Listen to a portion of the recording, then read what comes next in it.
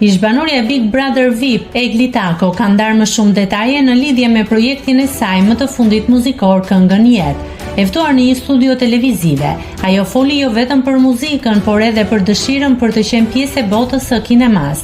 Egli theksoi se ka një lidhje të fortë me artin dhe se kënga nuk është thjesht një rastësi, pasi ajo ka ndjekur një shkollë arti dhe kishte përgatitur 5 materiale muzikore më herët. Pikë së pari, sa i përket kinematografisë, jam e hapur për të qenë pjesë e një produksioni kinematografik.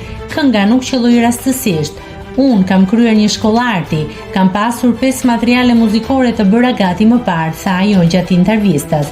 Egli shtoi se muzika ka qenë gjithmonë një pasion i thellë për të, përkundrazi. Madje, nëse kam lobuar për një profesion të caktuar, ka qenë muzika, që unë e kam thënë që nuk jetoj dot pa muziku, shpreh ajo. Sa i përket përmbajtjes së këngës Jetë, ajo preferoi të mos e lidhte me një histori apo person të caktuar, duke theksuar natyrën subjektive të artit. Nuk do ta ateshoja konkretisht me diçka, as nuk do të thoja që është një lloj dedikimi ose jo. Arti është shumë subjektiv. Dua që gjithsecili të gjej veten te kjo këngë.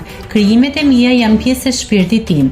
Me këtë projekt të ri, Egli Tako rikthehet në muzikë duke sjellë për publikun një këngë që sipas saj reflekton ndjenjat dhe shpirtin e saj artistik.